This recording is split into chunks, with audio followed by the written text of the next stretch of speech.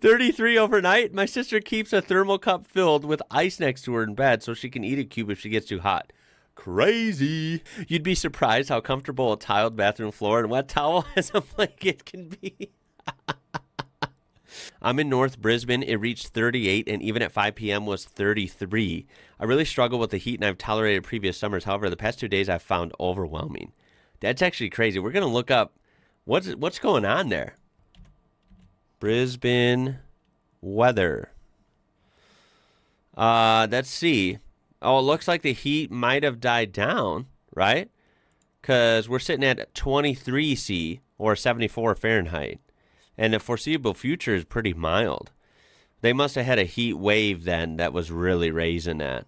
Even there are stories about it. Brisbane swelters through hottest December day in 4 years. Yeah, so they did get a heat wave that looks to be followed by some storms. They said the one day was 35 C, so 95 Fahrenheit. And I think Brisbane is a humid environment, right? It's coastal. Queensland coastal tends to be super tropical, humid, right? We're not talking like a desert here. So yeah, I imagine that's 95 and humid. Ooh, that's brutal. And typically with humidity like that in a tropical environment, it's not going to cool off much at night. It's not like, in the middle of the desert far away from a coast where it might be hot during the day, but then cool off, 30 freaking degrees Fahrenheit at night. In Adelaide, we haven't had any summer heat yet. I've heard Adelaide can get really hot too.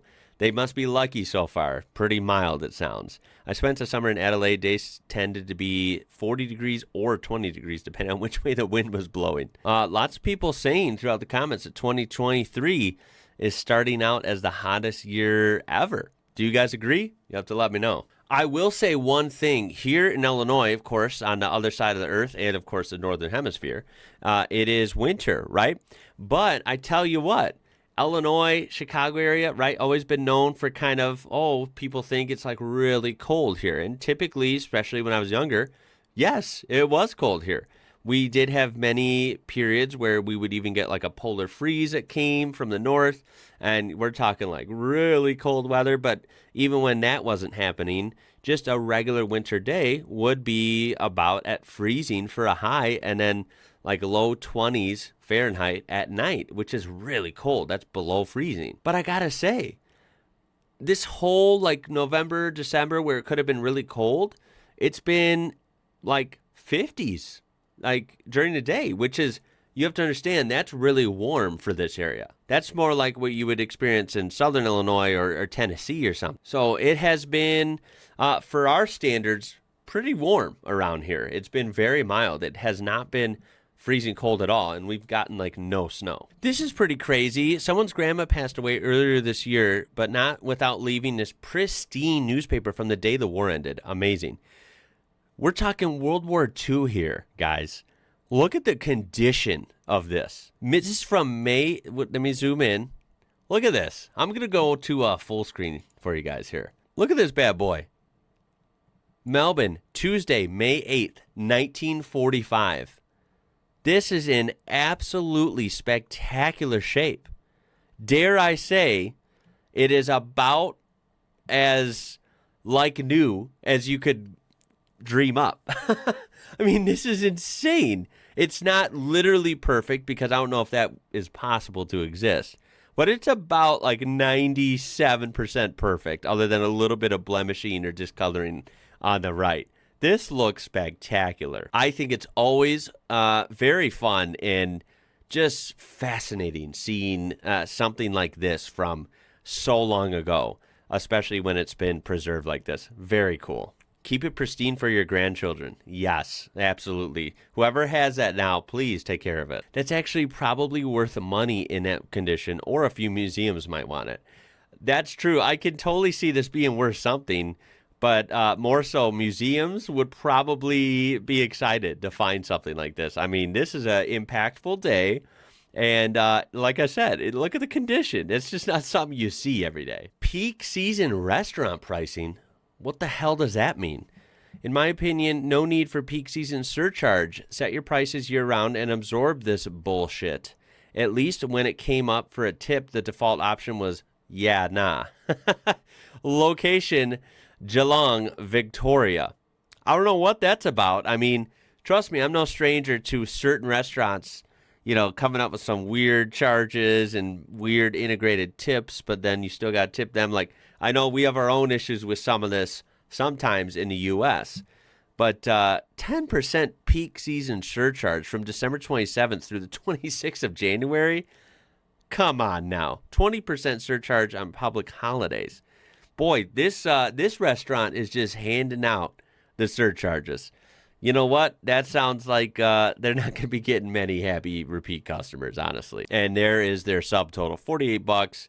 But hey, don't forget the extra, just about $5 because you came during peak season, so pay your penalty. $24 for avocado toast? No way, did I miss that? Avocado on toast. $24?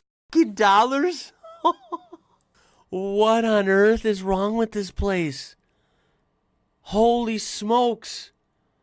What the that takes like literally 35 seconds to make it home. How the is that $24? Here we have an Outback Steakhouse, which I didn't know what countries those were in. Apparently they're in South Korea. That's where this one's located. This is a map in Outback of, well, of course, Australia. Let's take a look, though. Oh, this one doesn't let me zoom in. You have Ayers Rock, like just light in the sky in the middle with letters.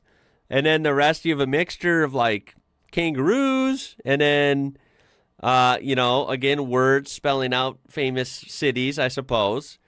But it's kind of a mess. I appreciate like trying to do interesting renditions of countries and stuff for, the sake of decoration and art. But boy, this is just kind of a little bit of a mess, if I may. Those inland penguins are the worst. Where's Sydney and Adelaide? Wait, Sydney's missing from this? What on earth? That's weird. I think it is. The sign gets funnier the longer you look at it. Oh, there's a second picture. Oh, it's just Outback. Okay. So we even have backlit boomerangs. There you go. You never know what you'll find at an Outback. Okay, quick warning. Next post will only be about 10 seconds long. It is about spiders. That's for you viewers that always ask to give a warning. You've been warned. Say hello to Parker. That is definitely Aussie. Let me remind you, if you don't already know, that is so Aussie to take a picture of the frighteningly large spider in the corner of the room, usually near the ceiling, just chilling, and on top of it to give it a name. Ladies and gents, this is Australia. All right, guys, this is Australia as well. We have a snake climbing a tree vertically. You heard that right. If you ever doubted how weird and mystical and athletic snakes can be, here you go. I don't know how this works. Snakes are just freaks of nature. I'll say it. I look at this. Look at them zooming out. What on earth? Just watching snakes move on the ground, to me, is ultra strange and fascinating. They're just bizarre, right? But then the fact that they can move like that and climb a tree with no claws, no limbs, they're defying gravity right now. None of this makes sense to me. What the hell am I watching? And we all know those snakes in Oz, yeah, they're built different. Okay, this is headlined, why are these tunnel lights a thing? And I'm asking the same question. So I thought they meant the lights up here. That's normal. That's not what we're talking about. We're talking about these green, like, I don't even know what these are. Like these green holographic looking lights that are just gliding along the sides of the tunnel. That is so weird.